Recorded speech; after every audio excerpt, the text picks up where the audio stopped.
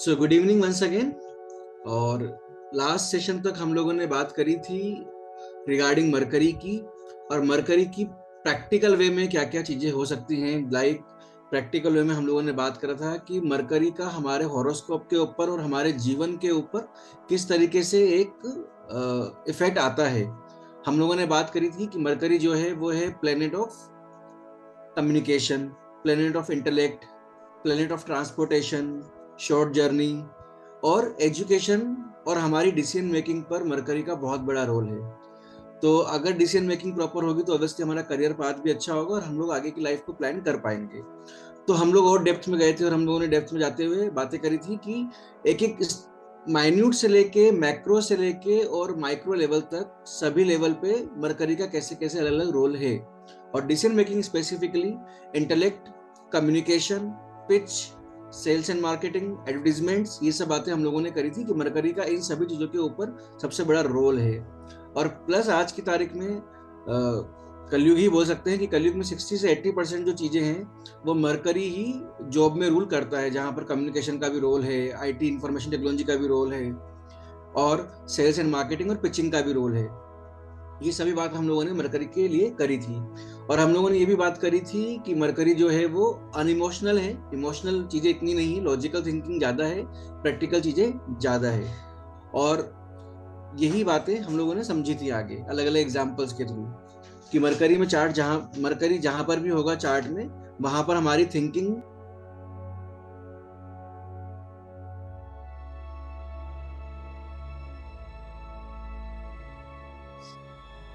तो हम लोगों ने यही सब बातें करी थी। अब इन्हीं मरकरी को हम लोगों ने समझा था प्रैक्टिकल वे में कि किस तरीके से ये शॉर्ट जर्नी का भी रीजन है और किस तरह से रेट्रो होता है साल में 4 बार, 88 डेज में अपनी अपनी ये ट्रेवल पूरी कर लेता है सन के अराउंड। हम लोगों ने ये सब बारे में बात करी थी। अब इन्हीं सब बातों से आगे बढ़ते हुए अब हम लोग मरकरी के स्टोरीज को आगे समझते हुए अगर हम लोग और बात करते हैं, तो अभी हम लोग इसको वैदिक स्टोरीज से कैसे कनेक्ट कर सकते हैं वो समझते हैं कि वैदिक स्टोरीज जो हैं, अगर उस वैदिक स्टोरी से हमको क्या इन्फॉर्मेशन मिलती है मरकरी के बारे में। और वैदिक स्टोरीज की सबसे अच्छी बात क्या है कि ये हम लोगों को चीजें याद रखने में मदद करती है कि हम लोग किस तरीके से चीजों को फाइंड आउट कर सकते हैं। तो उन्हीं वैदिक स्टोरीज को मैं अब थोड़ा सा डिटेल में आप लोगों को मतलब बोल सकता हूँ, कथा सुनाता हूँ, एक तरीके से कह सकते हैं। तो आज हम बात करेंगे मरकरी की स्टोरी, यानी बुद्ध, बुद्ध का जन्म कैसे हुआ। तो बुद्ध अगर एज ए प्लेनेट की बात करेंगे तो दो स्टोरीज अलग अलग आती हैं। एक स्टोरीज आती है बुद्ध के जन्म की, और दूसरी आएगी जब हम दशावतार की बात करते हैं, भगवान विष्णु के जो 10 अवतार हुए हैं उसमें से बुद्ध की जो स्टोरी आती है। तो पर्टिकुलरली जो दशावतार में जो बुद्ध की स्टोरी आती है वो हम बाद में कवर करते हैं। पहले हम लोग जस्ट जनरली जो बुद्ध एज अ प्लेनेट जो हुए थे उनकी स्टोरी को समझते हैं कि वहां कहानी कैसे कैसे आगे बढ़ती है। तो स्टोरी जो शुरू होती है बुद्ध के पैदा होने की, वो शुरू होती है कि भगवान लॉर्ड ब्रह्मा हैं जो कि सृष्टि के रचयिता हैं, क्रिएटर हैं। इनके एक मानस पुत्र हैं जिनका नाम है ऋषि अत्रि, और ऋषि अत्रि की ऋषि पत्नी है यानी इनकी वाइफ है, उनका नाम है अनुसुईया। तो अत्रि मुनि और अनुसुईया देवी या अनुसुईया माता, ये भगवान ब्रह्मा के मानस पुत्र और उनकी पत्नी है। उनके एक बेटे हैं चंद्रमा। चंद्रमा जो है उसको हम लोग वैदिक एस्ट्रोलॉजी में बात करते हैं इमोशन के कारक हैं ये। तो एक तो सेज ये है जहां पे ऋषि अत्रि है, उनकी पत्नी अनुसुईया है और उनके बेटे हैं चंद्रमा। एक एक फैमिली ये है। दूसरी फैमिली है वो भी भगवान ब्रह्मा के क्रिएटर जो हैं उनके ही मानस पुत्र एक और है, उनका नाम है ऋषि अंगिरा या अंगारिका, अंगिरा ऋषि हैं। उनकी पत्नी है जिनका नाम अलग अलग बुक्स में कहीं पर स्मृति बोला गया है, कहीं पर शुभा बोला गया है या शुभ बोला गया है। तो एक फैमिली है अत्रि अनुसुईया एंड चंद्रमा। दूसरी फैमिली में है अंगिरा ऋषि, उनकी वाइफ शुभा और उनके बेटे गुरु या जुपिटर। जुपिटर को जो कारक बताया गया है वो कारक बताया गया है विजडम का। ठीक है। तो एक फैमिली अनुसुईया अत्रि चंद्रमा, दूसरी फैमिली अंगिरा शुभ और उनके बेटे जुपिटर या गुरु। अब ये जो ऋषि हैं, ऋषियों का काम ज्यादातर दे आर लाइक साइंटिस्ट, जो आज के जमाने में साइंटिस्ट हैं। इनका काम कंप्लीटली रिसर्च करने का है, चीजों को समझना है और डेप्थ में जाने का है, और साथ साथ पढ़ाने का भी है। तो जो देवताओं के जो गुरु हुए वो बने जुपिटर। तो जुपिटर का काम था कि देवता और देवता का जो भी वंश आ रहा है, क्लेन आ रहा है, उनके पुत्रों को, उनको पढ़ाने का काम देव देवर्षि, या आप बोल सकते हैं देवताओं के गुरु जो है बृहस्पति करेंगे। तो देवताओं वाला पूरी रिस्पॉन्सिबिलिटी बृहस्पति के पास आ गई। सिमिलरली हम लोगों ने लास्ट टाइम पे समझा था कि जो दैत्यों के जो गुरु थे वो थे शुक्राचार्य। तो जो दैत्यों के जो वंशज थे, जो दैत्य थे, उनको पढ़ाने लिखाने का काम, उनका काम था शुक्राचार्य का। अब ये जो गुरु जुपिटर थे, इनकी एक वाइफ है तारा। तो तारा माता अपने आप में देखा जाए तो इनकी भी बहुत बैकग्राउंड है, बट एक जनरली बात करें तो इनकी एक वाइफ है तारा। तो तारा जो है वो जुपिटर की वाइफ है, और जुपिटर का आश्रम है जहां पर सभी देवताओं के वंशज या देवताओं के पुत्र या देवता ये लोग वहां पे स्टडीज करते हैं और वहां से ज्ञान लेते हैं ऋषि के आश्रम में। यहाँ पर ऋषि अत्रि ने और माता अनुसुईया ने बोला कि आप जाओ, चंद्रमा को बोला कि आप जाओ और जो देवताओं के गुरु हैं जुपिटर, उनसे जाकर आप और आगे का ज्ञान सीखो। हालांकि अत्रि मुनि भी अपने आप में बहुत ज्ञानी थे और बहुत नॉलेजेबल थे, और माता अनुसुईया का भी बैकग्राउंड वाइज देखा जाए तो आप बोल सकते हैं पतिव्रता की कैटेगरी में टॉप मोस्ट की कैटेगरी में उनका था। तो उन्होंने अपने बेटे को बोला कि तुम जाओ और जाकर ज्ञान लेकर आओ जो देवताओं के गुरु हैं बृहस्पति से। तो आगे फर्दर ज्ञान लेने के लिए वो जो है जुपिटर के आश्रम में गए। चंद्रमा हम लोगों ने जितना भी पृथ्वी से देखा है उस हिसाब से भी देखा जाए, ये स्टोरीज में भी चंद्रमा को बहुत खूबसूरत बताया गया है। Very handsome, beautiful, well built, अच्छा खासा बिल्ट है उनका। और बोला गया है कि ये जनरली कम बोलने वाले हैं, बट लेकिन इमोशनली बहुत स्ट्रांग है। जो मुंह से कम बोलेंगे बट लेकिन अपनी फीलिंग्स को जो है वो कहीं ना कहीं इमोशंस के थ्रू कन्वे कर देते हैं, और अपने गुरु की आज्ञा का पालन करने वाले हैं, ओबीडिएंट हैं। इस तरीके से चंद्रमा है। तो चंद्रमा ये जो है जुपिटर के आश्रम में शिक्षा लेने के लिए जाते हैं। और टीचर जो है, जो देवताओं के गुरु भी हैं, इनका एक अपना बिजी शेड्यूल है।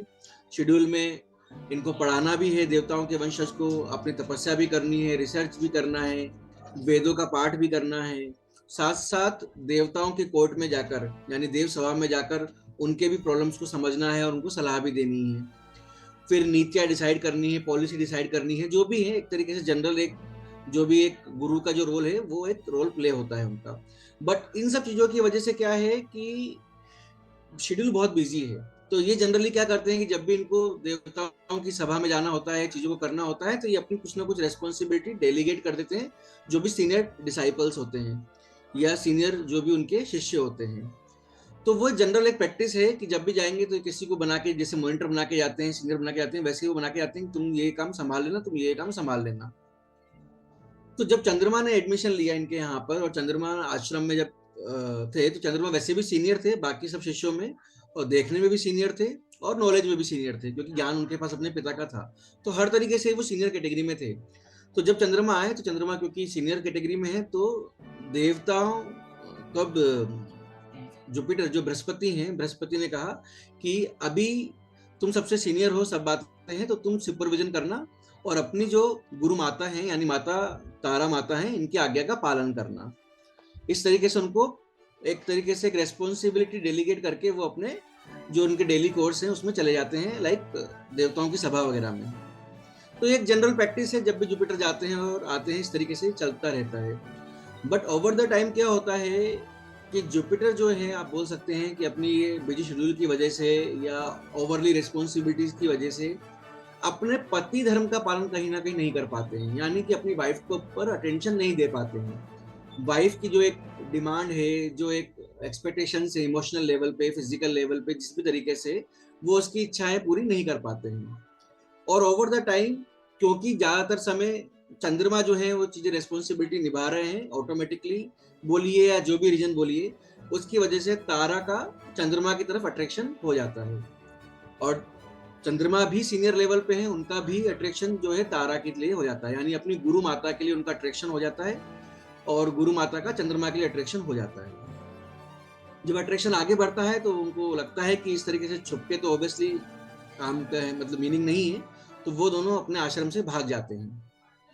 और आश्रम से भाग जाने के बाद में चंद्रमा का जो अपना एक स्थान है वहां पर जाकर वो एज अ पति पत्नी रहना शुरू कर देते हैं, साथ में रहना शुरू कर देते हैं, लिव इन में रहना शुरू कर देते हैं। जब जुपिटर वापस आते हैं और जब देखते हैं कि तारा भी गायब है, चंद्र भी गायब है, तो जुपिटर परेशान हो जाते हैं कि ऐसा क्या हो गया कि दोनों ही गायब हो गए, कहीं किसी विपत्ति में तो नहीं है, कोई परेशानी तो नहीं है। अल्टीमेटली ऑब्वियसली इनको तपो ज्ञान काफी अच्छा है, स्ट्रॉन्ग है, तो जब अपनी तप की पावर से, तप के बल से ये चेक करते हैं मेडिटेशन में जाके, तो ये देखते हैं कि चंद्रमा और तारा साथ में है और वो चंद्रमा के साथ में रह रही है तारा, और इस तरीके से वो साथ में रह रहे हैं। तभी वो कोई माइंड में कुछ नहीं जाता, मतलब उनके माइंड में जो भी है उनको लगता है कि ठीक है, जो हुआ हुआ, मैं जाता हूँ और अपनी पत्नी को वापस लेके आता हूँ। तब वो जाते हैं चंद्रमा के पास में, चंद्रमा के महल में जो कि नॉर्थ में है, और जाके चंद्रमा के महल में जाके और फिर वो अपनी पत्नी को उनसे मांगते हैं कि आप मुझे मेरी पत्नी दे दीजिए। बट चंद्रमा रिफ्यूज कर देते हैं, क्योंकि ऑब्वियसली तारा का उनके लिए अट्रैक्शन और उनके मन में तारा के लिए अट्रैक्शन जो है स्ट्रॉन्ग है, और ऐसा चीटिंग वाला फीलिंग नहीं है कि हाँ चल रहा है। तो अल्टीमेटली वो उनको रिफ्यूज कर देते हैं और तारा भी मना कर देती है कि मुझे नहीं जाना है वापस। फिर इनके बीच में एक डिबेट चलती है जहां पर मॉरल ग्राउंड्स के बारे में बात होती है, एक दूसरे को बताते हैं कि क्या सही है क्या सही नहीं है, नीतियां क्या हैं। और फिर एक बात आती है कि अगर गुरु पत्नी के साथ में अगर आप रहते हैं, या गुरु पत्नी, गुरु माता जो है, जो गुरु की वाइफ है, गुरु पत्नी का गमन करते हैं, तो वो एक महापाप की कैटेगरी में आता है।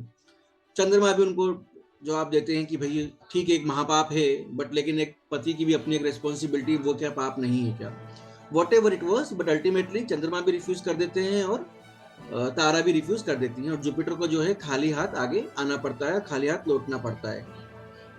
अब जुपिटर का ये जो दर्द है, ये परेशानी है, जहाँ पे वो अपनी पत्नी को चाहते हैं वापस लाना, उसको देख के जो देवताओं के राजा हैं इंद्र, वो उनसे पूछते हैं कि गुरुदेव मैं आपके लिए क्या कर सकता हूँ। तो गुरुदेव अपनी समस्या बताते हैं कि तारा नहीं, और मुझे तारा ही वापस चाहिए। वो उनको सलाह देते हैं कि गुरुदेव किसी से भी आप विवाह कर सकते हैं, कोई भी आपकी पत्नी बन सकती है, बट गुरुदेव को एक ही चीज है कि मुझे मेरी पत्नी तारा ही वापस चाहिए। तो पहले तो उन्होंने गुरु को ऑप्शंस दिए कि आप चाहें तो कहीं से भी शादी, मतलब किसी और से शादी कर लीजिए, और जो गया उसको छोड़ दीजिए। बट गुरु की बात समझकर, गुरु का दर्द समझकर, गुरु का वैल्यू समझकर उनको लगता है कि मेरी रिस्पॉन्सिबिलिटी होनी चाहिए कि मैं उनकी पत्नी उनको दिलवा कर लेकर आऊं, और अल्टीमेटली चंद्रमा और तारा को अलग अलग कर पाऊं। और इस तरीके से जब समझ में आता है, तो देवराज इंद्र जो हैं अपने गुरु से प्रॉमिस करते हैं कि ठीक है, वो उनकी वाइफ को वापस लेकर आएंगे, चाहे इसके लिए जो भी कुछ करना पड़े, चाहे हम लोगों को अपने ही ब्रदर चंद्रमा से, या अपने ही जो देवता है हमारा, उससे युद्ध करना पड़ जाए। तो जब ये लोग भी चंद्रमा के पास जाते हैं, तो चंद्रमा इनको भी कंप्लीटली मना कर देते हैं कि मैं ऐसा नहीं करूंगा, तारा को मैं वापस नहीं भेजूंगा। एक लेवल ऐसा आ जाता है कि युद्ध की तैयारी शुरू हो जाती है, जहां पर सभी देवता एक तरफ, चंद्रमा एक तरफ, और प्लानिंग होती है कि हम चंद्रमा पर अटैक करके और अल्टीमेटली तारा को वापस लेकर आ जाएंगे। बट इस चीज का फायदा उठा के, सिचुएशन का फायदा उठा के, दानवों को लगता है कि तो सबसे अच्छा मौका है, जब सभी लोग फाइट करने के लिए तैयार हैं, तो हम लोग क्यों ना चंद्रमा की साइड में हो जाते हैं। हालांकि वो इसकी पॉलिसी से, चंद्रमा ने जो करा उससे, उसके सपोर्ट में नहीं थे, बट क्योंकि फाइट है और फाइट एक के अगेंस्ट में हो रही है, तो दानवों को लगा कि हमको चंद्रमा का सपोर्ट करना चाहिए। तो अल्टीमेटली दानव लोग, दैत्य लोग जो हैं, वो चंद्रमा की साइड से खड़े हो जाते हैं। तो ऐसी स्थिति आने लग जाती है कि फिर दैत्य और दानवों का, यानी कि राक्षसों और देवताओं का युद्ध होने की संभावना पैदा हो जाती है, वो भी बिना किसी रीजन के, या जो कोई इतना बड़ा रीजन नहीं था। तो जब ऐसा रीजन आता है, तब ब्रह्मा खुद जो है वो इन्वॉल्व होते हैं, और ब्रह्मा इन्वॉल्व होकर दोनों पक्षों को समझाते हैं कि इस चीज की वजह से एक विनाश हो सकता है, देवता और राक्षस आपस में लड़ सकते हैं, जो कि मीनिंगफुल नहीं है, और ऊपर से चंद्रमा की एक गलती है, और गुरु की भी एक गलती है अल्टीमेटली। और वो अल्टीमेटली तारा को समझाते हैं कि तुमको जो है अपने पति के पास वापस चले जाना चाहिए। हालांकि जो तारा ने किया वो सही नहीं किया, बट लेकिन तारा को समझाते हैं कि तुमको अपने पति के पास वापस चल जाना चाहिए। तारा जो है रचयिता सृष्टि की, उनकी बात को समझती है और अल्टीमेटली अपने पति के पास चली जाती है। तो जब वो अपने पति के पास चली जाती है, और उसके बाद में ब्रह्मा जो है चंद्रमा को भी समझाते हैं, तारा को भी समझा देते हैं और उनको अपनी अपनी रेस्पॉन्सिबिलिटी बताते हैं कि तुम्हारा जो महत्व है बहुत आगे का महत्व है, तुमको आगे की सृष्टि चलानी है और ये सब चीज़ें जो है निश्चित थी। अगर तुम वापस जाओगी तो फिर चीज़ें सृष्टि के क्रम में जो है वो आगे बढ़ेंगी। अल्टीमेटली जो है तारा अपने हस्बैंड के पास चले जाती है, यानी देवगुरु बृहस्पति के पास चले जाती है और गुरुदेव जो हैं वो उन्हें स्वीकार भी कर लेते हैं। उनको जो हुआ वो हुआ, उन सब के बावजूद वो उनको स्वीकार भी कर लेते हैं और चंद्रमा जो है वो अपने रास्ते आगे बढ़ जाते हैं। तो यहाँ तक की एक स्टोरी है। लेकिन होता क्या है इसके बाद में, कुछ समय के बाद में जो गुरु माँ है या गुरु पत्नी है तारा देवी, ये प्रेग्नेंट हो जाती हैं। प्रेग्नेंट होने के बाद में एक अच्छा खुशी का माहौल होता है। बृहस्पति वगैरह अपने जो हैं अपने अपने जो माता पिता हैं यानी अंगिरा ऋषि, शुभा माता, ये सब जो लोग एक फैमिली में प्लानिंग करते हैं कि बच्चा होने वाला है तो क्यों ना हम सेलिब्रेट करें, जो भी संस्कार हैं, नामकरण या जो भी है सब संस्कार हैं वो सब करें हम लोग। तो जैसे ही ये सब प्लानिंग होती है, चंद्रमा को पता लगता है कि ऐसा ऐसा चल रहा है एंड तारा प्रेग्नेंट है। चंद्रमा स्वयं आते हैं और बोलते हैं कि ये जो बच्चा होने वाला है ये बच्चा मेरा है, और जुपिटर बोलते हैं कि ये बच्चा मेरा है। अल्टीमेटली अब ये डिसीजन नहीं हो पाता है शुरू में कि बच्चा है किसका, क्योंकि जुपिटर अपना हक जमाते हैं और चंद्रमा अपना हक जमाते हैं। और जब इस तरीके की सिचुएशन आ जाती है कि बच्चा किसका है, इसी पर विवाद होना शुरू हो जाता है और दोनों अपना अपना अधिकार बच्चे के ऊपर बताने लग जाते हैं। तब सॉल्यूशन के फॉर्म में देवता वापस जो है बच्चे की माता उन्हीं से पूछते हैं, क्योंकि ये जो शक्ति है कि बच्चा किसका है बताने का, ये अधिकार जो है, ये शक्ति जो है, ये अधिकार ये ओनली माता के पास में है कि किसका बच्चा है। ये कोई एज अ पिता या कोई एज अ फादर या कोई मेल जो है वो डिसाइड नहीं कर सकता कि बच्चा किसका है। तो जब तारा से पूछा जाता है कि ये जो बच्चा है, ये जो होने वाला है, इसका पिता कौन है और आपको इसका जवाब देना होगा, पहले तो तारा चुप होती है और जब लगता है कि जवाब देना बहुत इंपॉर्टेंट है तब तारा जवाब में देती है कि ये जो बच्चा है ये चंद्रमा का है। जब पता लगता है कि बच्चा चंद्रमा का है तो बृहस्पति को दुख होता है और अल्टीमेटली ये जो बच्चा पैदा होता है उसको चंद्रमा अपने साथ ले जाते हैं, क्योंकि चंद्रमा का ही बच्चा है और क्योंकि ये बच्चा चंद्रमा का अंश है तो अल्टीमेटली चंद्र वंश की जो शुरुआत होती है वो इस बच्चे से होती है और वो जो बच्चा होता है इस बच्चे का नाम होता है बुध। तो बुध जो है यहाँ पर बुध का जन्म हो जाता है। ओवर द टाइम क्या होता है, चंद्रमा क्योंकि इमोशन है वो बदलते रहते हैं, उनकी और भी 27 वाइफ है, उनको उधर भी ध्यान देना है। अल्टीमेटली चंद्रमा बुध को अपने माता पिता यानी ऋषि अंगिरा और शुभा माता के पास में छोड़ देते हैं। सॉरी उल्टा बोल दिया मैंने, चंद्रमा अपनी माता ऋषि अत्रि और माता अनुसुईया के पास में छोड़ देते हैं। तो ऋषि अत्रि और माता अनुसुईया ने ही देखा जाए तो बुद्ध को बड़ा किया, उनको ज्ञान दिया और नॉलेज दी, शिक्षा दी।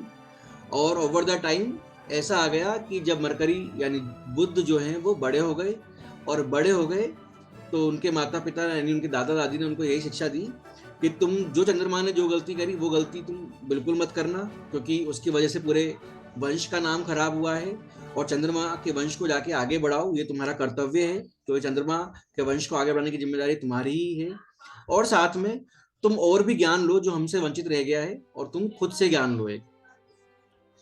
तो यहाँ तक पे देखा जाए तो थोड़ा बहुत और भी बुक्स में ऐसा बताया गया है कि जो चंद्रमा की 27 वाइफ है यानी 27 नक्षत्र हैं, उन्होंने भी बुद्ध को बड़ा होने में योगदान दिया है, उन्होंने भी उसकी परवरिश में योगदान दिया है। तो बुद्ध की नॉलेज जो है देखा जाए तो अपने दादा दादी यानी ऋषि अत्रि और माता अनुसुईया के अलावा चंद्रमा की जो पत्नियां हैं उनसे भी आई है, चंद्रमा से भी आई है। और कुछ कुछ बुक्स में ऐसा भी कहा गया है कि उनको बृहस्पति ने भी पाला है। तो बृहस्पति ने पाला है तो बृहस्पति से भी उनको काफी कुछ ज्ञान मिला है। तो अल्टीमेटली होता क्या है कि चंद्रमा को यहाँ तक तो ज्ञान मिल जाता है और उनको लगता है कि मुझे और आगे सर्च करनी है सत्य की या चीजों की, और वो अल्टीमेटली तपस्या के मार्ग में आगे बढ़ जाते हैं। तो यहाँ तक की जो कथा थी वो थी चंद्रमा के पुत्र बुद्ध के पैदा होने की। बट कथा यहाँ पर खत्म नहीं होती है बुद्ध की। बुद्ध की कथा यहाँ से और बढ़ जाती है और इसमें एक और नया मोड़ आता है जब ये तपस्या में आगे चले जाते हैं। अब ये जो कथा यहाँ पे शुरू हो रही है, ये कथा जो शुरू हो रही है वो अल्टीमेटली शुरू हो रही है बुद्ध की वाइफ इला के बारे में, कि इला जो है बुद्ध की वाइफ कैसे बनी। अब मैं आपको इला का बैकग्राउंड बताता हूँ। एक कहानी यहाँ पर खत्म हो गई जहां पर बुद्ध पैदा हुए। बुद्ध के जो ओरिजिनल फादर हैं वो हैं चंद्रमा, लेकिन चंद्रमा फादर तो हैं, बट बुद्ध का जन्म जिन परिस्थितियों की वजह से हुआ है, जिसमें बुद्ध को भी तिरस्कार झेलना पड़ा और एक लेवल ऐसा आ गया कि उनके पिता के ऊपर क्वेश्चन मार्क आया, तो उस पॉइंट की वजह से बुद्ध के मन में चंद्रमा के लिए एक अच्छी फीलिंग नहीं है। हालांकि उनके पिता हैं, बट चंद्रमा के लिए उनके मन में एक अच्छी फीलिंग नहीं है। उनको लगता है कि ये मेरे दुश्मन है, जिसकी वजह से अल्टीमेटली मुझे देवताओं में भी या किसी में भी एक अच्छी रेपुटेशन नहीं मिल पाती है। तो बुद्ध जो है चंद्रमा को एनिमी की कैटेगरी में काउंट करते हैं। हालांकि चंद्रमा के लिए एज ए सन बुद्ध जो है वो एक अच्छी कैटेगरी में है, बट बुद्ध जो है, बुद्ध के लिए चंद्रमा एनिमी की कैटेगरी में है। जुपिटर के साथ में उनका न्यूट्रल बिहेवियर है। क्यों? क्योंकि जुपिटर जो है उनकी कोई गलती नहीं थी देखा जाए तो उस पूरी कहानी में, और बुक्स के हिसाब से जुपिटर ने उनको पाला भी और ज्ञान भी दिया है। तो जुपिटर जो है उनके लिए एक तरीके से न्यूट्रल है, फ्रेंडली में भी बहुत अच्छा नहीं है, बट न्यूट्रल है और ज्ञान के कारक है, बट उनकी कोई गलती नहीं मानी है, तो he is okay okay. Other than that mercury generally सभी के साथ अच्छा है। एक मंगल जो है मार्स, मरकरी के लिए मार्स ओके है, बट मार्स के लिए मरकरी नहीं है। उसकी भी अलग अलग वजह है। बट फ्रेंडशिप वाली कैटेगरी में अगर हम जाते हैं, जो हम लोगों ने देवताओं की फ्रेंडशिप की बात पढ़ी थी, तो मरकरी के लिए जो ओनली दुश्मन मेजर है वो है मून और मार्स। अदर देन दैट बाकी सब न्यूट्रल कैटेगरी में है, और सबसे क्लोज सन के पास होने की वजह से सन जो है काफी फ्रेंडली उसमें आते हैं। अब बात आती है बुद्ध के विवाह और उसकी पत्नी की। तो बुद्ध की जो पत्नी है, इनका नाम है इला। बहुत अच्छी रोचक कहानी है जो मुझे हमेशा पसंद आती है। एक अलग ही कहानी, काफी सारी स्टोरीज हैं इसके ऊपर भी। बुद्ध की पत्नी है, इनका नाम है इला। इला का बैकग्राउंड बताने से पहले मैं आपको अब बात बताता हूँ कि एक वंश चंद्रमा का वंश हुआ जहां से पैदा हुए बुद्ध, और एक वंश ऑलरेडी चल रहा है संसार में, वो चल रहा था सूर्य वंश। तो सूर्य वंश के हिसाब से भगवान सूर्य जो हैं उनका एक नाम विवस्वान भी है, जो हम लोगों ने वास्तु में पढ़ा था, जो कि साउथ के देवता माने गए हैं। विवस्वान के एक बेटे हैं जिनका नाम है विवस्वत। विवस्वान के बेटे का नाम विवस्वत है, और विवस्वत की वाइफ है जिनका नाम है श्रद्धा। तो सूर्यवंश में उनके बेटे जिनका नाम खुद ही नाम विवस्वान है, उनके बेटे का नाम है विवस्वत, और विवस्वत की वाइफ है श्रद्धा देवी। तो सूर्यवंश के जो आगे एक और राजकुमार आते हैं उनका नाम है सुद्युम्न। सुद्युम्न नाम जो है ये एक मतलब आसानी से पैदा नहीं हुए। जब तपस्या करी गई और तपस्या करने के बाद में भगवान से प्रार्थना करी गई कि हमको सूर्यवंश को आगे बढ़ाना है, और सूर्यवंश को आगे बढ़ाने के लिए हमको कोई पुत्र चाहिए, और पुत्र चाहने के लिए तपस्या की गई। तपस्या करने के बाद में हवन किया गया, और हवन करने के बाद में जो बेटा हुआ उसका नाम हुआ सुद्युम्न। और ये जो फैमिली गुरु हैं इनके सूर्यवंश के, वो है ऋषि वशिष्ठ। वशिष्ठ जो हम लोगों ने राम की स्टोरी में, भगवान राम की स्टोरी में भी सुने हैं, वो भी सूर्यवंश के ही हैं। भगवान राम भी इक्ष्वाकु वंश और सूर्यवंश के। तो भगवान राम की स्टोरी में भी वशिष्ठ हैं, और उससे पहले भी ऋषि वशिष्ठ ही हैं। तो सूर्यवंश के जो गुरु हैं, फैमिली पुरोहित बोल दीजिए, फैमिली गुरु, वो है वशिष्ठ गुरु। अब कहानी शुरू होती है सुद्युम्न के जन्म के बाद में। सुद्युम्न जो है वो एक अच्छा राजकुमार है, अच्छी खासी मस्कुलर बिल्ड है, उसकी मुस्टाच है, मूछें हैं, रॉयल है, एकदम रॉयल तरीके से कपड़े पहनना, रॉयल लेवल की एक एनर्जी, बिल्कुल मस्कुलर एनर्जी, और इस तरीके का एक बच्चा है जो कि युवा राजकुमार है, जिसको शिकार करना पसंद है। मतलब मस्कुलर लेवल पे जो भी एक्टिविटी होती है, जो भी पुरुष, ज्यादातर पुरुषों को दिखाया जाता है, शिकार करना है, और क्या कहते हैं, शिकार के अलावा अच्छा बॉडी बिल्ड बनाना है, शरीर अच्छा है, और अपने आसपास जो है अपने सेना को लेके चलना, इस तरीके का एक नॉर्मल उनका लाइफ स्टाइल है। तो एक बार ये जो सुद्युम्न हैं, ये शिकार करते हुए, 12 सिंह का शिकार करते हुए उसके पीछे पीछे भाग रहे हैं स्टोरी में। और जब ये भाग रहे हैं तो भागने में ये अकेले नहीं है, इनके ये अब घोड़े पर हैं। घोड़े पर भारत आगे भाग रहा है, पीछे ये घोड़े पर उसके पीछे भाग रहे हैं जंगल में, यहाँ से वहां। इनके पीछे इनकी सेना भी भाग रही है, ऐसा भी नहीं कि बिल्कुल अकेले हैं, सेना है, सेना भी घोड़े पर है। और अल्टीमेटली सैनिकों का पूरा एक दल है, छोटा सा जो दल होता है, जो एक सिक्योरिटी के लिए, एक राजकुमार की सिक्योरिटी के लिए होता है, वो एक छोटा सा दल है। और कुछ उसमें इनके फ्रेंड्स भी हैं, साथी भी हैं। तो ये इनके साथी और इनका एक सुरक्षा दल ये शिकार में लगा हुआ है बारहसिंगे का। बारहसिंगा आगे भाग रहा है, ये लोग पीछे पीछे भाग रहे हैं और अल्टीमेटली भागते भागते जंगल में यहाँ से वहां जा रहे हैं। फिर क्या होता है कि बारहसिंगा जो है ये भागते भागते एक झाड़ी में जाकर छुप जाता है।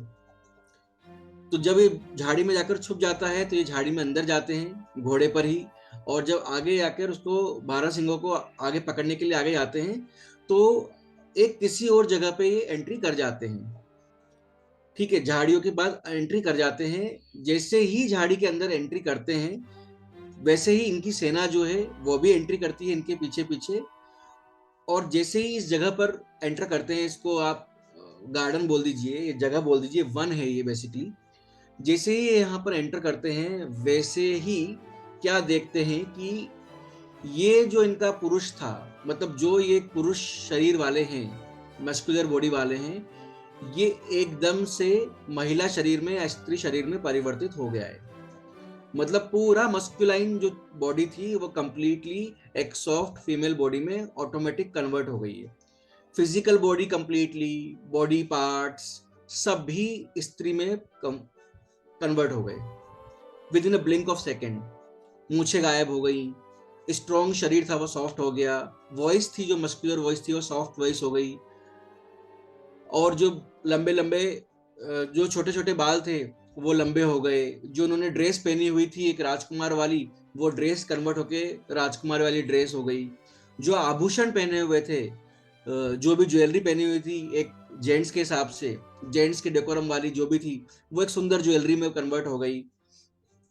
और नॉट ओनली वो या उनकी ड्रेस, बल्कि उनका जो घोड़ा था वो भी फीमेल में कन्वर्ट हो गया, यानी मेयर में बदल गया, फीमेल घोड़ा बन गया।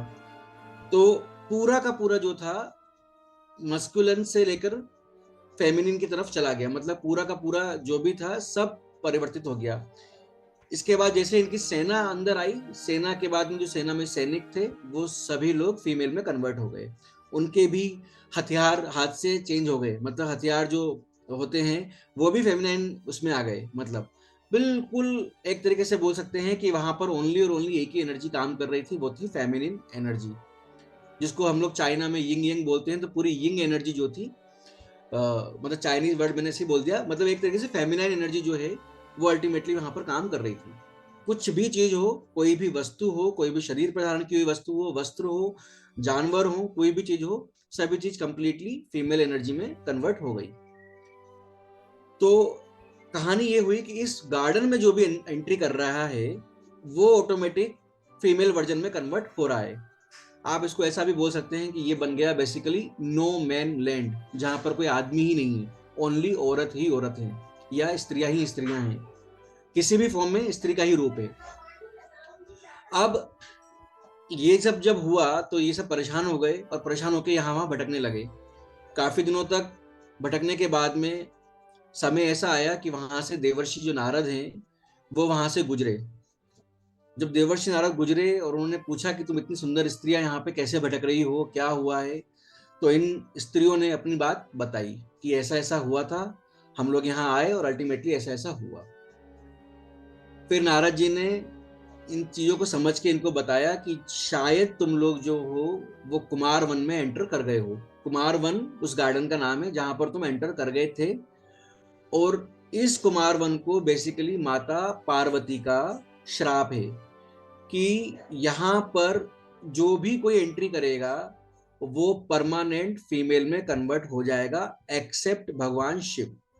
यानी भगवान शिव के अलावा जो भी उस वन में एंट्री करेगा वो स्त्री में कन्वर्ट हो जाएगा। इसके लिए भी एक बैकग्राउंड है कि ऐसा क्यों श्राप दिया गया उस पर्टिकुलर वन के केस में। बैकग्राउंड यही है कि भगवान शिव का सानिध्य पाने के लिए या उनसे अपनी इच्छाएं बताने के लिए कोई भी विदाउट एनी ब्लॉकेज सीधे एंट्री कर जाता था। और ये जो कुमार वन है, कुमार वन एक पर्सनल स्पेस है माता पार्वती और शिव की। तो यहाँ पर भी एक बार सप्तर्षि चले गए थे, और जब सप्तर्षि चले गए बिना किसी उसके जस्ट एक आशीर्वाद लेने के लिए या दर्शन मात्र के लिए, तो माता पार्वती काफी नाराज हुई और उन्होंने श्राप दी थी कि यहाँ पर जो भी एंट्री करेगा वो फीमेल में कन्वर्ट हो जाएगा, एक्सेप्ट भगवान शिव के अलावा। तो इसका मतलब ये हुआ कि ये जो कुमार वन है यहाँ पर एक ही मेल है और वो है भगवान शिव, बाकी जो भी है सब फीमेल है। और बात यह है कि वो समय के लिए ही फीमेल नहीं है, वो परमानेंट ही फीमेल बन जाते हैं जो भी एंट्री करते हैं। मतलब जो परमानेंट फीमेल बन गया वो बन गया। अब रिवर्स नहीं है कि वो फीमेल से वापस मेल बन जाएगा अगर जगह से बाहर निकलेगा तो, या कोई तपस्या करेगा तो वापस बन जाएगा। कोई रिवर्स नहीं है। श्राप जो है वो है कि एक बार जो फीमेल बन गया वो फीमेल है। तो जब ये पता लगा कि अब क्या करें हम लोग, और उन्होंने नारद से कहा कि हमारी तो कोई गलती नहीं थी, अब ऐसा ऐसा हो गया है, तब ऋषि नारद ने कहा इसका कोई सॉल्यूशन तो है नहीं, क्योंकि ये तो श्राप का लेवल ही ऐसा है कि अगर एक बार आप कन्वर्ट हो गए तो हो गए।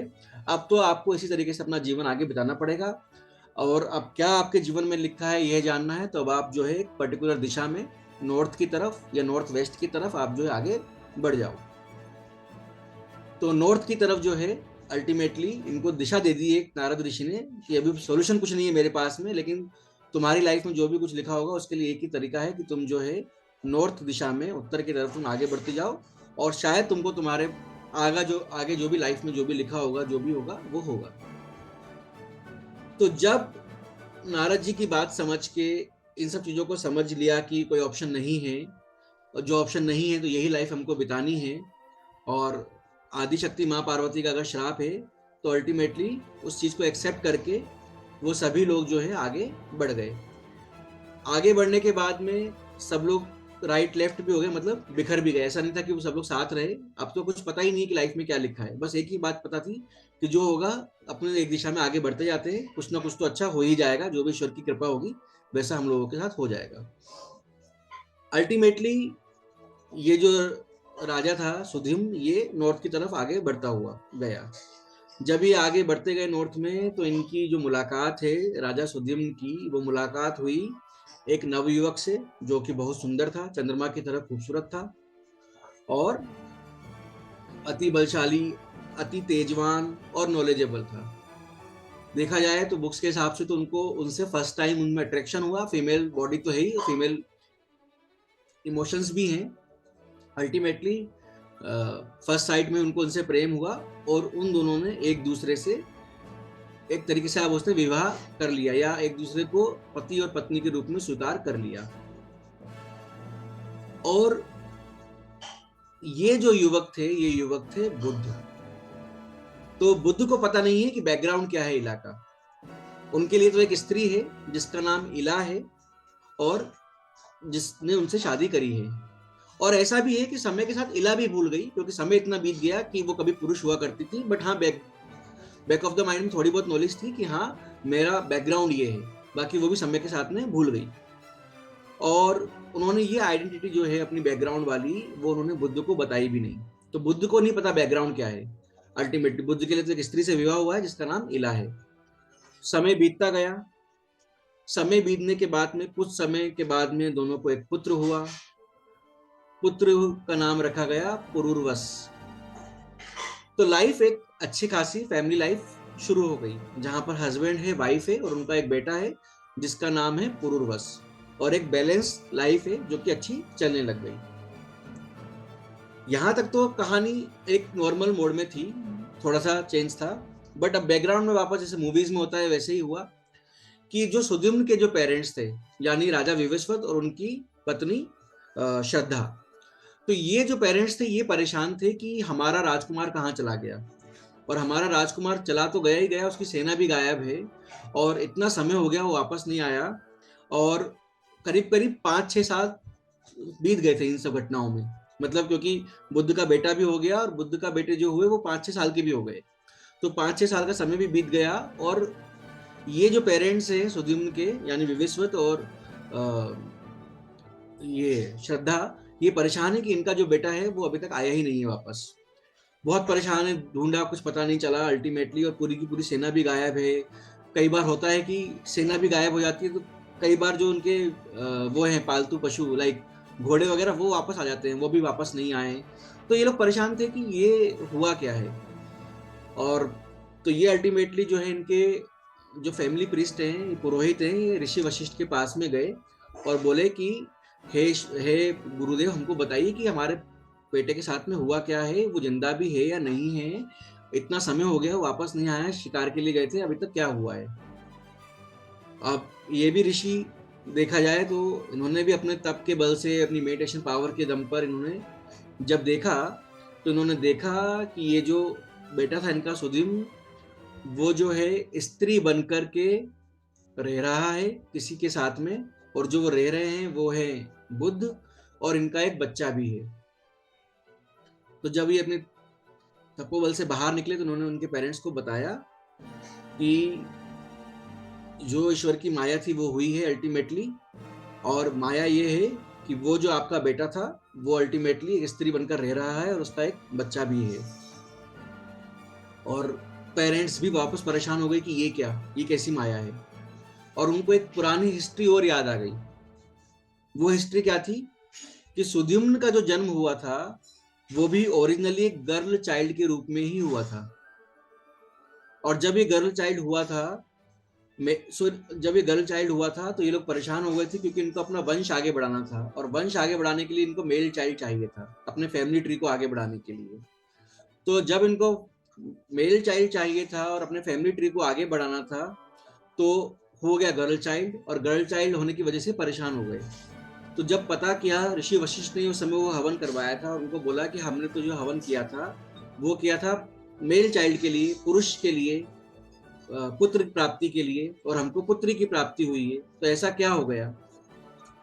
तब ऋषि वशिष्ठ ने बताया कि हमने पुत्र की ही प्राप्ति के लिए हवन किया था या ये यज्ञ किया था, लेकिन फीमेल चाइल्ड इसलिए बोर्न हुआ क्योंकि जो आपकी पत्नी है श्रद्धा देवी, उनकी इच्छा थी कि बेटी पैदा हो या स्त्री पैदा हो, और इसलिए एक स्त्री चाइल्ड का जन्म हुआ था।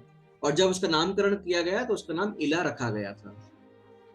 तो उनको वो वाली स्टोरी अपनी याद आ गई कि किस तरीके से फीमेल चाइल्ड का जन्म हुआ था और हमने उसको मेल चाइल्ड में कन्वर्ट करवाया। कैसे कन्वर्ट करवाया, ऋषि वशिष्ठ से जब अपनी प्रॉब्लम बताई तो ऋषि वशिष्ठ ने उस टाइम भी उनसे प्रॉमिस किया कि ठीक है, आपको फीमेल चाइल्ड नहीं, आपको मेल चाइल्ड चाहिए था, तो मैं भगवान से तपस्या करता हूँ, प्रार्थना करता हूँ, और अगर कुछ पॉसिबल होगा तो मैं चाहता हूँ कि मेल चाइल्ड हो जाए। और उन्होंने भगवान विष्णु की तपस्या की। तपस्या करने के बाद भगवान विष्णु के आशीर्वाद से उस गर्ल चाइल्ड को मेल चाइल्ड में परिवर्तित कर लिया था, मतलब फीमेल को मेल में परिवर्तित कर दिया था। और जब वो मेल चाइल्ड बन गया, यानी जब उनका पुत्र हो गया, तो उस पुत्र का नाम रखा गया सुद्युम्न। तो ये कहानी पहले भी एक फीमेल से मेल में कन्वर्जन की है। तो अब कहानी इस समय पर आने के बाद में जब सुद्युम्न वापस एक फीमेल बन गया है, या सुद्युम्न ईला बन गई है, उसका नाम ईला है, तो उनको याद आ गया कि ये तो वापस अलग ही माया चल रही है। तो उस समय भी गुरु वशिष्ठ ने प्रॉमिस किया था कि आपके यहाँ पुत्री हुई है, मैं भगवान की तपस्या करके वापस इसको पुत्र लेकर आऊंगा। इस समय भी गुरु वशिष्ठ ने प्रॉमिस किया कि आप मत परेशान होइए महाराज, आपका वंश आगे बढ़ेगा, और आगे वंश बढ़ाने के लिए जो है हम वापस आपका जो राजकुमार है सुद्युम्न, उसको वापस लेकर आएंगे, ये मेरा आपसे प्रॉमिस है। प्रॉमिस तो कर लिया, बट बैकग्राउंड कितना स्ट्रॉन्ग है वो उनको भी पता नहीं था। अल्टीमेटली राजकुमार पाने के लिए जब ये जो गुरु वशिष्ठ है, इन्होंने अब यहाँ पर भगवान शिव की तपस्या करी। क्यों? क्योंकि अल्टीमेटली माता पार्वती का श्राप था। तो भगवान शिव की तपस्या करते हैं, ये काफी लंबी तपस्या होती है। तपस्या होने के बाद में जब भगवान शिव खुद आते हैं, भगवान शिव प्रकट होते हैं, तो जब ऋषि वशिष्ठ उनसे मांगते हैं एज अ आशीर्वाद कि आप जो है सुद्युम्न को, सॉरी इला को आप वापस सुद्युम्न बना दीजिए, तो भगवान शिव मना कर देते हैं। क्यों? क्योंकि ये जो श्राप है ये उनका नहीं था, ये जो श्राप है ये महादेवी माता पार्वती का श्राप है। तो इसमें शिव जी चाहकर भी कुछ नहीं कर सकते। फिर वशिष्ठ जी, इस तरीके के इनमें बात होती है कि वशिष्ठ जी उनको दुहाई देते हैं कि भगवान ऐसा पहले भी हुआ था, और फिर हमको एक पुत्र चाहिए था, एक राजा चाहिए था जो कि सूर्यवंश को आगे बढ़ा पाए, और सूर्यवंश को जरूरत है उसको आगे बढ़ाने के लिए, इसलिए एक हम लोगों ने, मतलब जो भी बैकग्राउंड था उनको बताते हैं। और इसके अलावा एक पुत्र होने की वजह से उसकी अपने एक ओल्ड पेरेंट्स के लिए भी रेस्पॉन्सिबिलिटीज हैं जो भी उसको निभानी है, तो वो भी बताते हैं। और अल्टीमेटली उनको कहते हैं कि उनका एक इला जो है उनको सुद्युम्न में होना बहुत जरूरी है, अदरवाइज सूर्यवंश के लिए भी खतरा है, और ओल्ड पेरेंट्स के लिए इस एज में जहां पर उनके पास कोई भी नहीं है वहां भी गलत है। फिर शिव का भी अपना एक मत है कि अभी जो सुद्युम्न है वो एक सुद्युम्न नहीं, एक राजकुमार नहीं है, वो भी एक माता भी है, वो भी एक पत्नी भी है। तो तो सुदिम्न की या इला की एक रेस्पॉन्सिबिलिटी अपने बेटे पुरुरवस के लिए भी है और अपने पति बुद्ध के लिए भी है, इनकी भी अपनी एक रेस्पॉन्सिबिलिटी है। तो अल्टीमेटली भगवान ये कहते हैं, क्योंकि ये श्राप तो जो है माता पार्वती ने दिया है, फिर भी मैं थोड़ा सा कुछ कर सकता हूँ कि मैं इस श्राप का फल कुछ कम कर सकता हूँ। तो भगवान शिव ने उस तपस्या के अगेंस्ट में जो ऋषि वशिष्ठ को जो वरदान दिया, उसमें ये कहा कि ये जो है, जो स्त्री रूप आ गया है इलाका, इसके वरदान स्वरूप मैं तुमको ये कर सकता हूँ कि इला जो है वो सुदिम्ना भी बनेगी, सुदिम्न भी बनेगा, और सुदिम्न जो है इला भी बनेगी। मतलब एक मंथ के लिए वो पुरुष बनेगा और उसके नेक्स्ट मंथ के लिए वो स्त्री बन जाएगी। यानी एक मंथ के लिए सुदिम्न और नेक्स्ट मंथ के लिए स्त्री बन जाएगी, और ये जो प्रोसेस है लाइफ लॉन्ग चलता रहेगा। यानी एक मंथ के लिए इला, एक मंथ के लिए सुदिम्न, फिर एक मंथ के लिए इला, फिर एक मंथ के लिए सुदिम्न। इस तरीके से जो सूर्य वंश का जो आगे काम करना है as a ruler, as a kingdom, युवराज जो है उसको अपना राजधर्म जो निभाना है, उसको जो अपना पुत्र धर्म निभाना है वो भी निभा पाएगा। और एज ए स्त्री जो अपने पति के लिए जो उनकी रेस्पॉन्सिबिलिटी है, अपने बेटे के लिए जो रेस्पॉन्सिबिलिटी है वो भी निभा पाएंगी। तो स्त्री रूप भी अपना एक काम पूरा होगा और एक पुरुष रूप से भी एक पूरा होगा। और इस तरीके से ये जो बेटा हुआ है इनका पुरुरवस, इस पुरुरवस के माध्यम से चंद्रवंश को भी आगे बढ़ाएंगी। यानी सूर्यवंश और चंद्रवंश, इन दोनों का यहाँ पर मेल हुआ है, और अल्टीमेटली ईला के रूप में चंद्रवंश का कारक पुरुरवस और आगे बढ़ा है। बुद्ध तो चंद्रवंश के थे ही थे, बट साथ में जब ईला और बुद्ध के बाद में जो पुरुरवस पैदा हुआ, तो पुरुरवस के माध्यम से चंद्रवंश आगे बढ़ा, और सुदिम्न के रूप में, और सुदिम्न के भाई जो इक्ष्वाकु एंड बाकी थे उनके बाद में आगे सूर्यवंश आगे बढ़ता गया। और साथ ही साथ ये बात और बोली गई कि ये जो कंडीशन है, एक महीने स्त्री और एक महीने पुरुष, ये कंडीशन में एज ए स्त्री इला को सुदिम्न वाली कोई भी मेमोरी नहीं रहेगी। यानी पुरुष रूप में वो क्या है, वो मेमोरी कुछ नहीं रहेगी, और जब सुदिम्न के रूप में होगी तो उसको इला वाली जो मेमोरी है, स्त्री रूप वाली, वो भी कोई मेमोरी साथ में नहीं रहेगी। तो मतलब बिल्कुल सॉर्टेड है कि जब एक महीने स्त्री बनकर आएगी तो स्त्री है बिल्कुल, एक महीने पुरुष बन के रहेगी तो पुरुष है। तो जब ये वरदान मिल गया तो गुरु वशिष्ठ को संतुष्टि मिली कि चलो फाइनली सूर्यवंश जो है आगे बढ़ पाएगा, और सूर्यवंश के लिए मैं उनका राजकुमार उनको लेकर आऊंगा।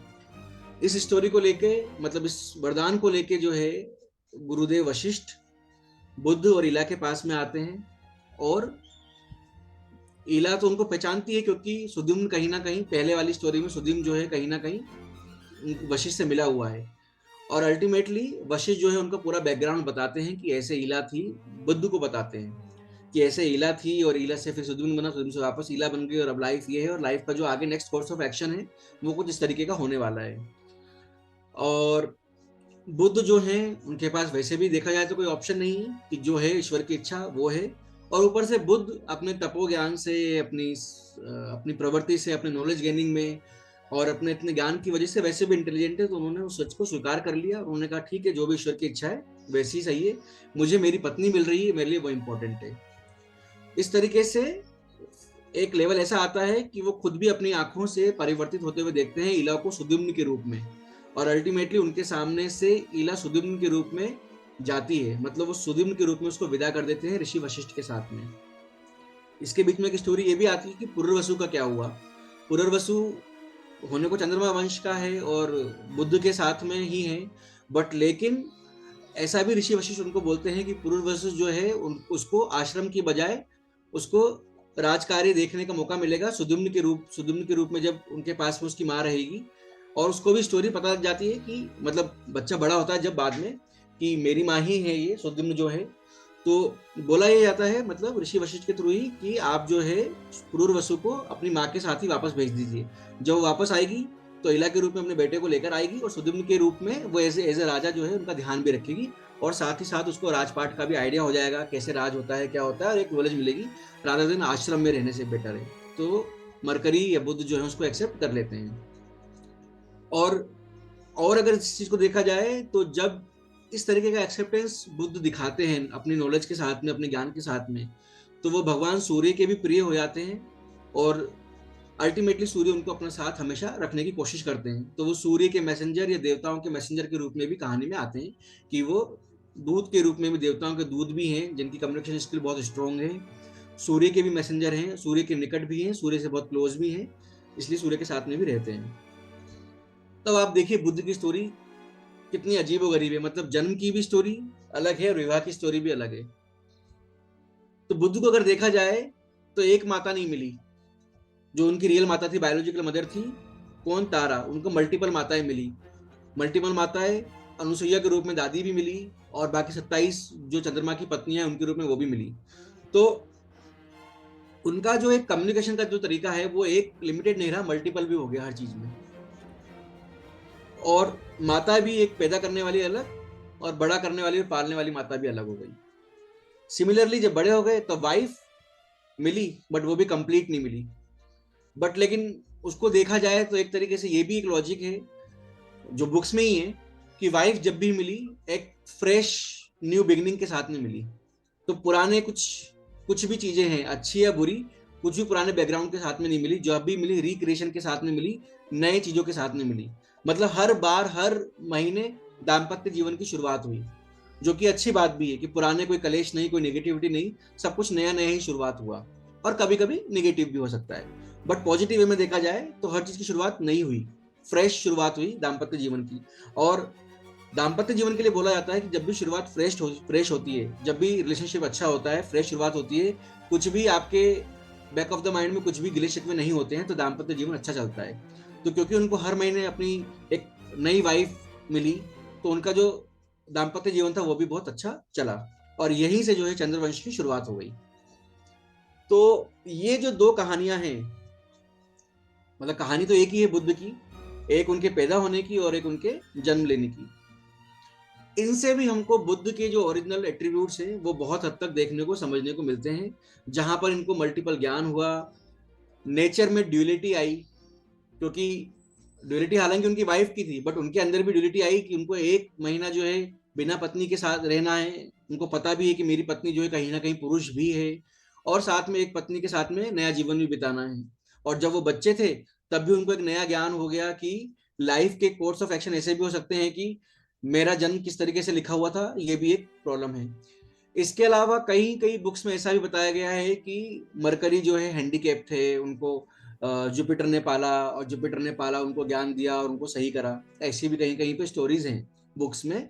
बट क्लासिकल बुक्स की जो स्टोरी है बुद्ध के पैदा होने की, वो ये दो स्टोरीज बहुत प्रोमिनेंट हैं जो हमको सुनने को मिलती हैं। तो यहाँ से हमको Buddha as a god, Buddha as a planet, इसके बारे में हमको आइडिया आ जाता है। तो ये कहानी थी बुद्ध की। अब मैं संक्षेप में छोटी सी स्टोरी जो दशावतार बुद्ध की आती है वो थोड़ी सी बता देता हूँ, जो भगवान विष्णु के दशावतार की स्टोरी है। भगवान विष्णु के जो प्लेनेट के रूप में जो अवतार है, जैसे हम लोगों ने बात करी थी लास्ट टाइम पे, शुक्राचार्य के केस में भगवान परशुराम थे। मंगल शुक्राचार्य के केस में, मतलब वीनस के केस में भगवान परशुराम थे। शुक्र के केस में, मंगल के केस में भगवान नरसिंह का अवतार था।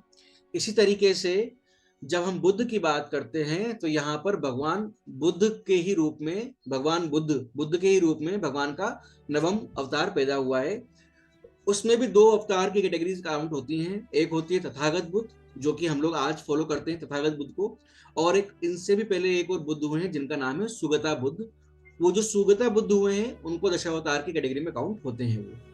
तो सुगता बुद्ध हो या तथागत बुद्ध हो, कहानी में दोनों में बहुत समानताएं भी देखने को मिलती हैं।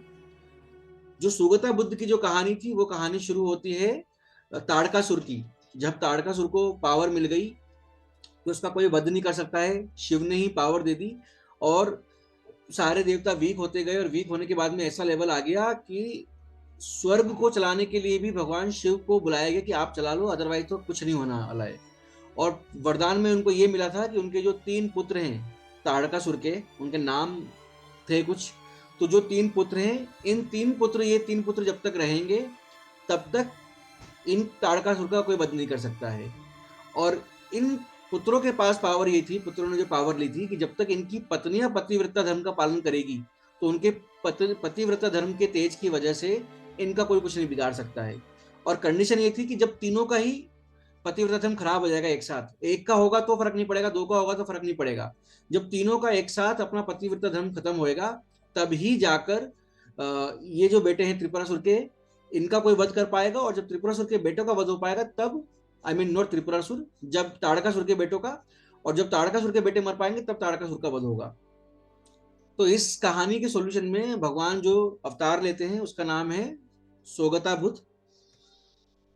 तो सुगता बुद्ध जो है वो एक, आप बोल सकते हैं जैसे बुद्ध भगवान थे उस तरीके से ही एक ज्ञानी का वरदान मतलब पैदा होते हैं। जिस तरीके से भगवान विष्णु ने मोहिनी अवतार लिया है उस तरीके से ये अपोजिट वे में है, यहाँ पर मेल वर्जन है मोहिनी रूप में, जहाँ पे बहुत सुंदर है, बहुत खूबसूरत है और बहुत नॉलेजेबल है। और ये यहाँ से वहां जाके जगह जगह अपनी बातों को, अपने चीजों को, नॉलेज को बांटते हैं, प्रचार करते हैं, प्रसार करते हैं चीजों का, धर्म के बारे में बात करते हैं, नॉलेज के बारे में बात करते हैं। और इनकी खूबसूरती इतनी है कि लोग दूर से इनको देखने आते हैं, ये जहां पर भी जाते हैं। तो इस तरीके से ही ये घूमते हुए एक नगर में जाते हैं जिस नगर का नाम है त्रिपुरा। त्रिपुरा ये जो नगर बसाया है ये ताड़कासुर के पुत्रों ने बसाया है जी, क्योंकि 3 पुत्र हैं और तीनों पुत्रों ने त्रिपुत्र के हिसाब से त्रिपुरा नगर बसाया है, जहां पर ये रहते हैं और यहाँ पे इनकी पत्नियां रहती हैं।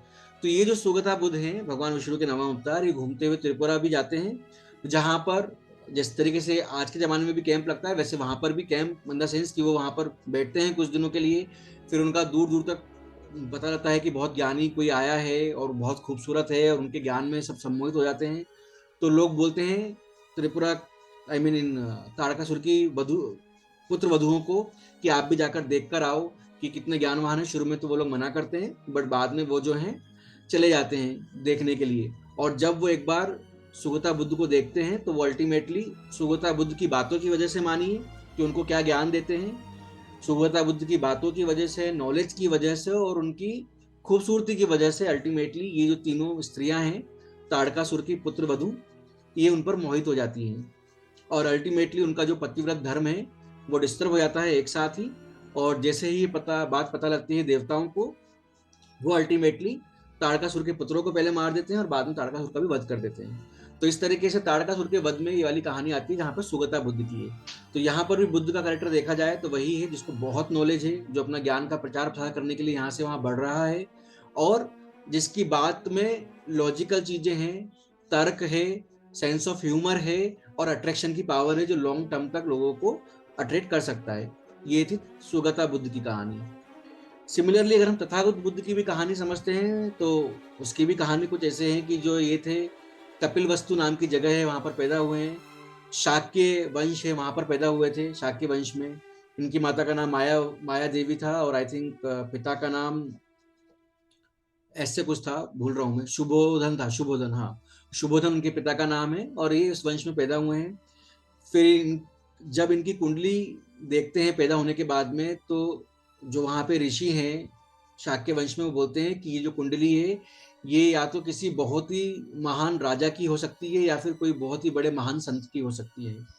क्योंकि रॉयल फैमिली में पैदा हुए हैं तो पिता कभी भी नहीं चाहते कि वो संत बने, वो चाहते हैं कि मेरा बेटा बहुत बड़ा महान राजा बने और वो इस वजह से उनको जो है अपने महल में ही रखते हैं, अपने महल में रखते हैं और अपने महल में रखकर उनको बाहर का कुछ एनवायरनमेंट फील भी नहीं करने देते कि इनकी लाइफ में कुछ है भी। ओवर द टाइम ऐसा होता है कि उनकी शादी हो जाती है, शादी में जो उनकी पत्नी बनती है उनका नाम है यशोधरा और एक बेटा भी पैदा होता है जिसका नाम है राहुल। तो भगवान बुद्ध तथागत बुद्ध की पत्नी यहाँ पर यशोधरा हो गए, उनके बेटे हो गए राहुल।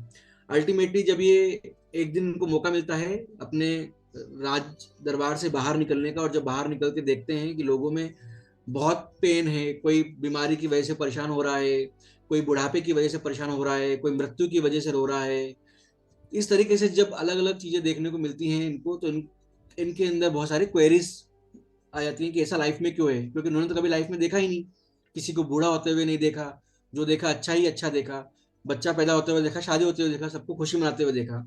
लेकिन जब बाहर निकल के देखते हैं तो बहुत दर्द है इस संसार में, कोई मर रहा है, कोई बूढ़ा हो रहा है, किसी को बीमारियां हो रही हैं, कोई हैंडीकैप हो रहा है।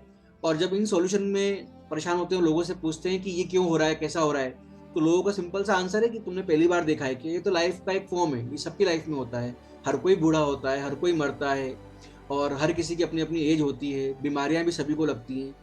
तो वो इस सॉल्यूशन के पीछे जो है अपना ध्यान लगाने की कोशिश करते हैं, सॉल्यूशन ढूंढने की कोशिश करते हैं, क्योंकि सॉल्यूशन इनको कहीं से भी नहीं मिलता है। कहने का मतलब ये है कि अभी तक जो इनकी एनर्जी थी, जब तक इनको अज्ञान था, तब तक एक तरीके से एक फेमिनिन एनर्जी थी, ऐसा कनेक्ट करने के पॉइंट ऑफ व्यू से बोल सकते हैं, जहां पर इनको इस संसार का भी अज्ञान था, सब कुछ अच्छा ही अच्छा था, पॉजिटिव ही पॉजिटिव था, जहां पर इन्होंने राज दुलार, मातृत्व, माता का मातृत्व, पति का पत्नी का पतिव्रत और ये सब भी देखा है। तो ये एक फेमिनाइन एनर्जी थी। जब ये फेमिनाइन एनर्जी संसार में आती है और जब ये चैलेंजेस को देखती है, तब ये इस नॉलेज को पता करने के लिए कि प्रॉब्लम कहाँ है, जब ये ज्ञान लेती है बोध गया में ट्री के नीचे, और अल्टीमेटली जब ये ज्ञान लेकर पता कर लेती है, तो जब इसको पता लगता है कि यहाँ पर सारी संसार का प्रॉब्लम का रीजन एक ही है, और वो रीजन है attachment. Attachment with the things, attachment with the property, attachment with the parents or with anyone, I mean attachment is the only reason. तो जब ये जो फॉर्म आती है तो इसको बोलते हैं masculine form of Buddha, awakened form of Buddha. यहाँ पर बुद्धा को ज्ञान हो जाता है। तो एक तरीके से एक अज्ञान से ज्ञान की तरफ जो बुद्धा आते हैं, तो यहाँ पर ज्ञान हो जाता है, और फिर इस ज्ञान को ये विश्व भर में घूम घूम के प्रचारित भी करते हैं, बताते भी, और इनके फॉलोअर भी बहुत बढ़ते जाते हैं। और हर ज्ञान के पीछे तर्क है, रीजंस हैं, बट बात एक ही है कि अटैचमेंट जो है वही संसार के दुख का कारण है। तो तथागत बुद्ध के रूप में हो या सुगता बुद्ध के रूप में हो, दोनों ही केस में इन्होंने घूम घूम कर ज्ञान को फैलाया। अल्टीमेटली एज ए ट्रेवलर इनका रोल रहा, जहाँ पर ट्रेवल कर करके ही ज्ञान को फैलाया। नॉलेज विजडम जो है वो बहुत लेवल पे, अलग लेवल पे थी जहाँ पर, और सॉल्यूशन ढूंढने की कोशिश की हर चीज के पीछे। तो ये तथागत बुद्ध की कहानी है। तो अब हम लोग ओरिजिनल बुद्ध की कहानी की बात करें, तथागत बुद्ध की कहानी की बात करें, या सुगता बुद्ध की कहानी की बात करें, इन सभी कहानियों में बहुत सारी चीजें कॉमन निकल के आ जाती हैं, और वही जो कॉमन चीज निकल के आ रही है वही अल्टीमेटली बुद्ध की ओरिजिनल प्रॉपर्टीज को डिस्क्राइब करती है, यानी कि मरकरी की ओरिजिनल प्रॉपर्टीज को डिस्क्राइब करती हैं। जो हम लोगों ने लास्ट सेशन में समझा था, जो मरकरीज की प्रॉपर्टीज थी, वो सारी प्रॉपर्टीज के आंसर्स इन स्टोरीज में हमको मिल जाते हैं। कि कम्युनिकेशन बहुत स्ट्रॉन्ग है, डिसीजन मेकिंग का रोल बहुत इंपॉर्टेंट है, यहाँ पे डिसाइसिव पावर होना बहुत इंपॉर्टेंट है। इसके अलावा ह्यूमन मतलब ह्यूमरस नेचर है, टॉकेटिव है, और कम्युनिकेशन स्किल जो है बहुत स्ट्रॉन्ग है मरकरी की, देखने में खूबसूरत है, स्ट्रॉन्ग बिल्ड है, हैंडसम है, अट्रैक्टिव है। आप अगर जब हम इसको आगे पढ़ेंगे, अभी हम अगले सेशन में, तो हम लोग बात करेंगे इनकी दो राशियों के बारे में। एक राशि है जेमिनाई, दूसरी राशि है वर्गो। ये जो राशियां हैं ये भी अपने आप में विशेषताएं रखती हैं। मरकरी के जो कुछ नेचर प्रोमिनेंटली हैं, लाइक कम्युनिकेशन वाला जो नेचर है, ट्रेवलिंग वाला जो नेचर है, वो नेचर जो है जेमिनाई में कहीं प्रोमिनेंटली देखने को मिलता है, और जहां पे एनालिसिस, थिंकिंग, डिसीजन मेकिंग वाले पॉइंट्स हैं, वो वर्गों में कहीं प्रोमिनेंटली देखने को मिलेगा। तो अब हम लोग जो नेक्स्ट सेशन में बात करेंगे, हम लोग अब मरकरी रूल्ड जो दोनों राशियां हैं, यानी जेमिनी और वर्गो, इन दोनों के ऊपर हम लोग बात करेंगे। तो आज के लिए इतना ही। अभी तक के ऊपर अगर कोई क्वेरी है तो प्लीज बताइए। हालांकि आज तो ओनली कथा ही कथा थी, आई डाउट कि कोई क्वेरी भी होगी, बट क्वेरी भी होगी तो अच्छा है शायद, और कुछ। नहीं, क्वेरी तो स्टोरी के ऊपर नहीं है, पर ये हो गया कि जो अपना चंद्रमा है ना, मून, मून को यहाँ पे तो हमने ले लिया मेल, ठीक है। और हम्म। जब हम समझाते हैं एस्ट्रोलॉजिकल उसमें, तो उसको हम फीमेल के हिसाब से बताते हैं। बिल्कुल अब बिल्कुल। ये दो चीज कॉन्ट्रेडिक्टरी हो गई देखा जाए तो, हाँ क्योंकि इसको बुध को शत्रु बोलते हैं, माँ से है शत्रुता, जिसको मून बोला जाता है। बल्कि अब एक्चुअल रिलेशन में तो मून बाप हो गया, बिल्कुल बिल्कुल, आपकी बात बिल्कुल ऐसा सही हो है। गया ना अब ये। हाँ, इस तरीके से कंफ्यूजन हो जाता है, यहीं पर भी मरकरी का ही रोल है, जो कि डिसीजन मेकिंग का गेम। हाँ कंफ्यूजन तो होगा, ये हमेशा आएगा, वैदिक चीजों में हमेशा कंफ्यूजन होगा। क्योंकि मैंने क्लास की शुरुआत में जब मैं बात कर रहा था कल्पेश जी से, मैंने यही कहा था कि यहाँ पे बहु अर्थ मीनिंग निकल के आएंगे। चंद्रमा को जब आप कैटेगरी वाइज करते हैं, तो एनर्जी जो है वो फेमिनिन एनर्जी है उनके अंदर, मतलब एनर्जी जो है वो फेमिनिन है, मतलब बट जो बॉडी है देवताओं की स्टोरीज के हिसाब से वो मेल बताई गई है, ऐसा है। तो चंद्रमा यानी माँ से शत्रुता वो एक अलग पॉइंट हो गया आपका। शत्रुता तो यहाँ अपने पिता से ही रही है, चंद्रमा से ही रही है उनकी। बट हाँ, चंद्रमा की जो ओरिजिनल एनर्जी है वो फेमिनिन एनर्जी ज्यादा है, जहां पर इमोशनल वाले पॉइंट ज्यादा है। और उस फेमिनाइन एनर्जी की वजह से ही कहीं ना कहीं वो ऋषि पत्नी तारा को भी अट्रैक्ट कर पाए थे, क्योंकि इमोशन की बेस पे ही उन्होंने उनको अट्रैक्ट करा, क्योंकि वो उनके इमोशंस को समझ पाए कि इनको किस चीज की जरूरत है या क्या नहीं है। तो जहां इमोशंस ज्यादा आ जाते हैं वहां पर एनर्जी ऑटोमेटिक फेमिनिन हो जाती है। तो चंद्रमा के इमोशंस के पॉइंट ऑफ व्यू से और इमोशंस में बदलाव के पॉइंट ऑफ व्यू से एनर्जी फेमिनिन है। बट इसी वजह से उसको बुक्स में जो बताया गया है, तो उनका जो जेंडर बताया गया है वो फेमिनिन बताया गया है, वीनस का और चंद्रमा का। बट हाँ, स्टोरीज में इनको पुरुष ही माना गया है। देवता के रूप में जब चंद्र ग्रहण होगा तभी पुरुष ही माना गया है। और देवता का कैटेगरी है, देवी का कैटेगरी नहीं दिया गया, वहाँ पुरुष ही है। तो शरीर रूप में आप ऐसा बोल सकते हैं पुरुष है, बट फीलिंग के पॉइंट ऑफ व्यू से कहीं ना कहीं उनके अंदर फेमिनिन एनर्जी है, ये ज्यादा इमोशनल है, ऐसा आप बोल सकते हैं। हाँ, क्योंकि ना जब प्लेनेट के हिसाब से बोलते हैं, सन राजा है तो ये रानी है, बुध बेटा है, वो ऐसे हाँ, स्टोरी ऐसी ही बनती है ना। स्टोरी वो तो बनाई हाँ गई तो स्टोरी है। उसमें वो तो बनाई गई स्टोरी है, जहाँ पे कहीं पर चंद्रमा को रानी बोल देते हैं, कहीं पर पृथ्वी को रानी बोलते हैं, और पृथ्वी के फिर पुत्र बनाते हैं। वो तो स्टोरीज हैं जो कि समझाने के पॉइंट ऑफ व्यू से बोल देते हैं, जब किंगडम की बात करते हैं सोलर प्लेनेट की। बट देवताओं की अगर स्टोरीज की बात करेंगे हम लोग, जो बुक्स में है, पौराणिक बुक्स में है, वहां पर इनको मेल कैरेक्टर ही बताया गया है। बट मेल कैरेक्टर ऐसा जिसका माइंड पूरा फ्लिकर है, जो कि माइंड बिल्कुल कन्वर्ट होता है और इमोशनल पूरा है। हो तो गया माता टाइम, तुम 9 तो बज गए। तो माता जैसा इमोशन जो है वो तो है ही है। एक सेकेंड ना।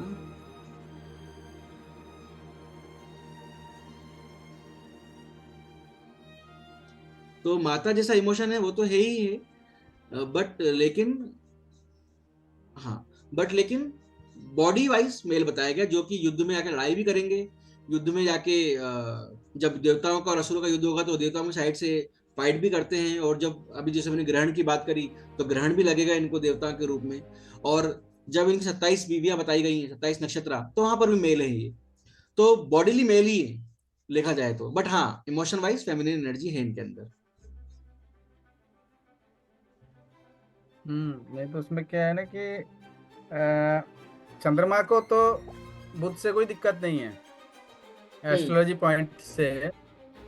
बुध ही चिढ़ता है, बुध को ही पसंद नहीं है। क्योंकि अब जब हम बोलते हैं मून को किसी से भी दुश्मनी है, क्योंकि उसको उसका नेचर इमोशन है ना, तो उसको किसी से भी कोई दिक्कत नहीं है। कोई भी प्लैनेट है उसको, खाली बुध को ही दिक्कत है। अब खाली उसको दिक्कत खाली चंद्रमा से ही है, उसको मंगल से भी नहीं है। मंगल ही हम्म। मानता है उसको दुश्मन। मंगल को चंद्रमा से है, बुध को नहीं है। मंगल को बुध से है। नहीं, मंगल को बुध से है, बल्कि बुध को हम्म। मंगल से नहीं है, क्योंकि वो तो राजकुमार है हाँ। ना। हम्म। उसको कोई फर्क नहीं पड़ता। मंगल तो इसीलिए डर के बैठा है कि कल जब राजा उठ के, जब राजकुमार जो है राजा बनेगा, तो उसकी गद्दी रहेगी कि नहीं रहेगी, उसको वो बिल्कुल। डर है। हम्म। हम्म। तो वही बात है जो आपने कही तो ये कि जरा कॉन्ट्रेडिक्ट, इसलिए इसलिए मून थोड़ा कॉन्ट्रेडिक्टरी हो जाता है समझाने में जो है। नहीं, कैसे हो रहा क्वालिटी में कुछ समझा रहा। मैंने आपको बताया ना कि मून, अगर देखिए, अगर ऐसे कंफ्यूजन तो नहीं होगा, नहीं वो लेकिन ठीक है, नहीं मून, हाँ। क्योंकि मून मून को लेके हम चीटिंग बोलते हैं ना, तो इसका मतलब वही कारण, यही कारण है इसका मतलब। हाँ, मून को लेके चीटिंग बोलते हैं। और चीटिंग तो यहाँ पर नहीं, आगे भी और स्टोरीज में जो हम मून पढ़ेंगे, कैंसर पढ़ेंगे, तब भी आप देखेंगे तो मून में चीटिंग इसलिए आ ही जाती है। ये तो चीटिंग है ही है, प्लस आगे भी चीटिंग्स हैं लाइफ में, ये है। बट अभी वही वाली आपकी वाली बात की, जब चीटिंग वाली बात आई, तो भी यहाँ पर इसको मेल कैरेक्टर में काउंट हुआ, क्योंकि कहीं ना कहीं 27 वाइफ्स भी इनकी थी। और और देखिए 27 वाइफ से कोई हाँ, वो कोई तो बच्चा हाँ नहीं वही। हुआ। हाँ, बच्चा हुआ तो तारा से हुआ, ये है। तो वंश तो जो है तारा के थ्रू ही आगे बढ़ पाया है, ये है। बाकी 27 वाइफ से कोई कोई आगे वंश आगे नहीं बढ़ा। चंद्रवंश, चंद्रवंश की और आगे बात करेंगे तो चंद्रवंश की वजह से तो पूरा महाभारत का युद्ध हुआ है, ये है। तो चंद्रवंश का बहुत बड़ा रोल है पूरी स्टोरीज के अंदर। और सूर्यवंश का अपना रोल है, जहाँ रामायण है वो पूरा सूर्यवंश की स्टोरीज है। तो अगर चंद्रवंश आगे ही नहीं बढ़ पाता तो शायद ये सब चीजें ही नहीं हुई होती, ये है। तो वंश जो है वो पिता का ही काउंट होता है। और पिता के केस में चंद्रमा ही काउंट हुआ, उसमें वंश इला का काउंट नहीं हुआ, या तारा का काउंट नहीं हुआ, वंश चंद्रमा का ही काउंट हुआ, या बुद्ध का काउंट हुआ, ऐसे है। तो वेस्टर्न में जाते जाते वो फेमिनिन कैरेक्टर देते हैं, जहाँ पे मून को शी बोल के बोलते हैं कि she is doing this she, तो वो वेस्टर्न में आते थे फीमेल फेमिनिन ज्यादा हो जाता है। बट हमारी स्टोरीज के हिसाब से चंद्रमा जो है वो मेल ही कैटेगरी में है। और तो और आप बात देखिए, मतलब थोड़ी सी हास्यास्पद बात है, चंद्रमा को चीटिंग का भी बोला, जो भी हम लोगों ने पॉइंट बोला, और चंद्रमा की स्टोरी भी देखी, बट जो जो करवा चौथ का जो फास्ट होता है उसमें चंद्रमा को ही देखा जाता है, और चंद्रमा के फास्ट को देखकर ही फिर स्त्रियां धर्म अपना व्रत तोड़ती हैं। तो ये भी कॉन्ट्रडिक्शन आ जाता है कि कहाँ तो एक चीटिंग का कारक है, और फास्ट पतिव्रता धर्म का फास्ट भी चंद्रमा को देखकर ही खोला जा रहा है। ये है, तो बहुत सारी चीजें हैं जो कि समझने की बातें ताकि हैं। वो सुधर जाए। या तो हम कह लेना वो ताकि सुधर जाए चंद्रमा। ये है। So this is it for today. ये है, बताइए बाकी कल्पेश जी, रमेश कुछ जी, नहीं सर, मैडम। कहानी सुन रहे सर।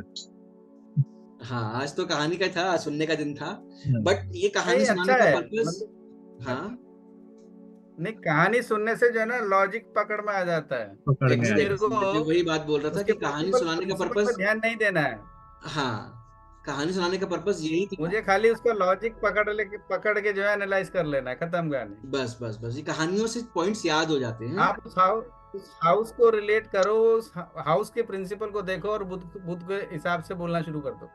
बिल्कुल बिल्कुल, ये है। ठीक है, तो आज के लिए इतना ही। और अब हम लोग, आज क्या है, थर्सडे, हम लोग मंडे या ट्यूसडे में मिलते हैं। मंडे शायद मैं बाहर रहूंगा, तो ट्यूसडे को मिलेंगे।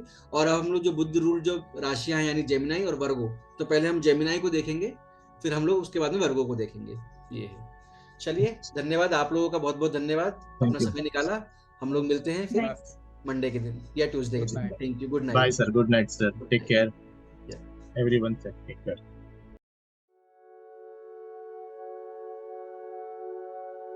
Subscribe now and press the bell icon. Never miss an update.